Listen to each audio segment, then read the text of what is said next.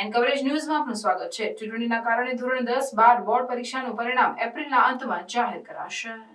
ગુજરાત માધ્યમિક અને ઉચ્ચતર માધ્યમિક શિક્ષણ બોર્ડની ધોરણ 10 અને 12ની પરીક્ષા પૂર્ણ થઈ છે, ત્યારે પેપર ચકાસણીની કામગીરી પણ ઝડપથી શરૂ કરવામાં આવી હતી, જે કામગીરી પૂર્ણ થશે। પેપર ચકાસણીની કામગીરી પૂરી થતાં હવે પરિણામ તૈયાર કરવાની કામગીરી શરૂ કરાશે। એપ્રિલના અંત સુધીમાં તમામ પરિણામ જાહેર કરવામાં આવશે। મહત્વનું છે કે લોકસભાની ચૂંટણીના કારણે પરિણામ સામાન્ય કરતાં 1 મહિના જેટલો સમય વહેલા જાહેર કરવામાં આવશે। શિક્ષકોને પરિણામની કામગીરીમાંથી મુક્ત થયા બાદ ચૂંટણીની કામગીરી સોંપવામાં આવશે। પરિણામ જાહેર થતાં 15 લાખ વિદ્યાર્થીઓની આતુરતા અંત આવશે।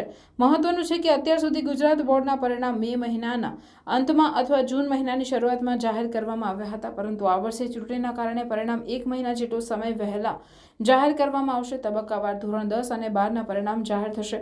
પરિણામ વહેલા જાહેર કરવામાં આવતા વિદ્યાર્થીઓના આગળના અભ્યાસ માટેની પ્રક્રિયા પણ ઝડપથી થશે। अन्य खबरों के लिए चैनल को सब्सक्राइब कीजिए।